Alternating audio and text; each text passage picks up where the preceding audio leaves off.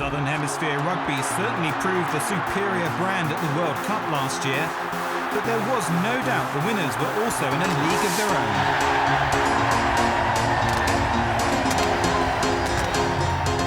own. All teams can rise on a World Cup any given moment, but in reality it was New Zealand's World Cup, just in the way they executed, you know.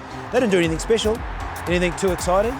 They were just very clinical, and their application of their structures and what they were trying to do was very succinct, you know. And you do all that, minimising your errors and your percentages of mistakes, you're going to win a World Cup. It's as simple as that, you know. You could argue, like when Argentina finally got through to the semi-final against Australia, you know, it was attrition of their percentages of being so good all the way through, they just fell off with that. And simply, it wasn't that they weren't good enough, it's just, it's so hard to keep that, or that maintain that level of application, you know, where your error rate is so low, you know, your tackle count's up and your line breaks are up, all those sort of things are done to certain percentages, and you're going to win a World Cup. But if you don't, you drop off. Lots of people say, you know, we've changed up this, we've changed up that, but I don't think the All Blacks have changed at all. They've just got more consistent, more clinical, more perfect in what they do.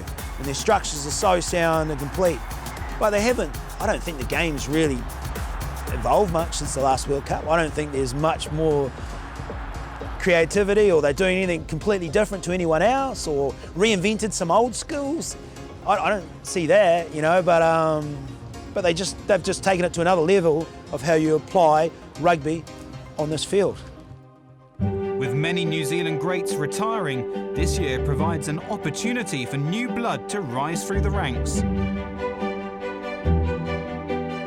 The thing about this All Blacks squad is that they've done a whole lot of homework in terms of the guys that are coming through. You know, they've already pre-schooled them. Your Sam Cane, he's been in that team forever, but he's hardly played any starts, you know what I mean? So he knows what's needed and what's required and what's expected.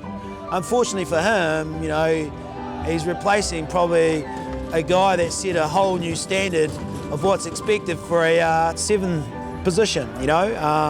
Richie took an aspect of that game and said, no, you need to be able to play at this level every game. And that's near impossible. You know, he's a freak. Not many people could do what he did. There was always individuals. There's your Jonah Lomus, there's your Christian Cullens, your Tana Umangas, you know, like there's always individuals that are special.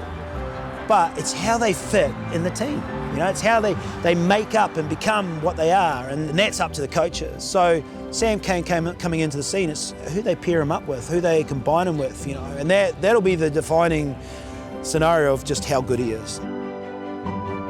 You'd have to think that they'll be looking to blood all of their new talent, you know. They'll have their core players in there, but they'll be looking to grow different individuals. I mean, the likes of Sapawanga and Cruden coming back in, how that all fits together, those combinations. You know, Ma'a gone, who fits into that second 5 role? That's pretty crucial. Is Sonny Bill still going to be involved? I don't know. You know, we never know with Sonny Bill. So there are going to be players that will step up.